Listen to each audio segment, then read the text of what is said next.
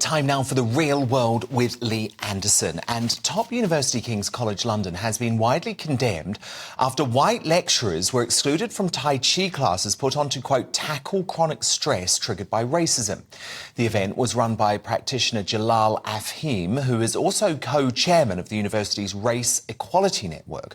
According to a memo advertising the event seen by the Daily Telegraph, it was billed for staff who identify as black, people of colour or part of the global majority. Now, that very woke term is defined by the Cambridge Dictionary as the group of people in the world who do not consider themselves or are not considered to be white. So, Lee Anderson, is this sort of exclusion of any racial group acceptable?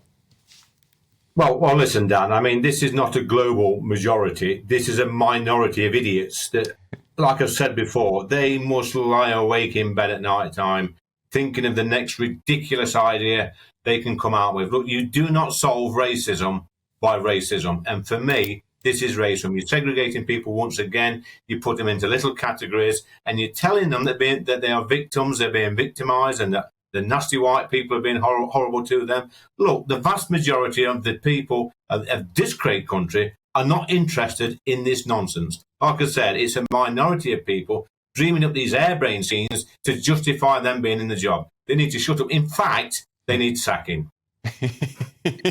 Lee's going for it tonight. Now, look, Lee, The Daily Mail has revealed the shocking expose detailing how left-wing immigration lawyers are willing to invent stories to ensure their asylum seeker clients or illegal immigrant clients are allowed to stay in the country. So, Lee, we have been speaking for years about the lefty lawyers and the damage that they're doing. As soon as your leader, Rishi Sunak, pointed that out this week on Twitter, the left piled on him. I don't understand why, because this is what Labour wants. This is how Labour wants to frustrate the ability to stop the vote.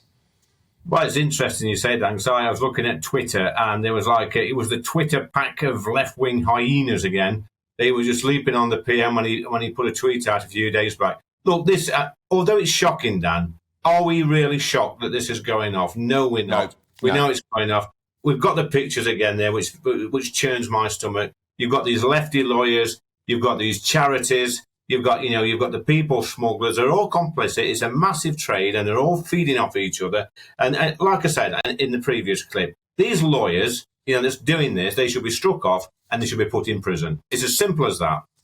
Yeah, indeed. I think it's terrible what they're doing. Now, look, Lee, those climate fearmongers have been in overdrive all this week. So a sensationalised story in The Times reported claims by so-called experts that a global natural disaster could happen this century, drawing comparisons with the sci-fi disaster film The Day After Tomorrow, where the collapse of an ocean current overnight plunged cities into a new ice age. But actually, most of the MSM has been left red-faced with the news that the Greek wildfires were actually started by arsonists. So how seriously do you think we should take these new doomsday warnings? Well, it's the boy who cried wolf again, Dan, isn't it? I mean, look, the terrible scenes that we're seeing over in Greece, and I know a couple of pilots have lost their life, and that's absolutely shocking. But, as soon as the sun comes out, wherever in the world, and we have an heat wave, it's the eco warriors, the lunatics come out and start blaming everybody. They start blaming me for driving my petrol car. They start blaming people for driving around the world in aeroplanes. They start blaming everybody, when actually, these things just happen. Funnily enough, Dan, we had the heating on in our house just a few days back. My missus were going crazy at me because I threatened to put the radiators on. So it's not happening in this country. We're doing our bit. But like you say, you've got the mainstream media and a few of the lunatics that's jumping on this bandwagon and saying, "Oh, look here, this is climate change. It's all your fault. We've got to change." When actually the world is changing. Yes, we know it is. But, stop using this and politicising it and using it for your own aims. Quite frankly, it's disgusting. Yeah, and trying to stop people taking holidays as well, which is just ridiculous. Yes. Now, of course, Lee, big story of the day, this complete capitulation from Coutts and NatWest over the Nigel Farage banking scandal.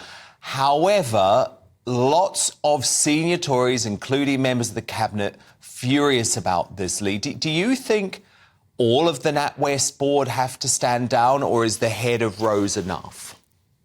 Well, look, no, I mean, I think they should all go because they're all complicit, in my opinion. I've got to be careful what I say, because I've got an in-tray full of litigation letters from various people at the moment.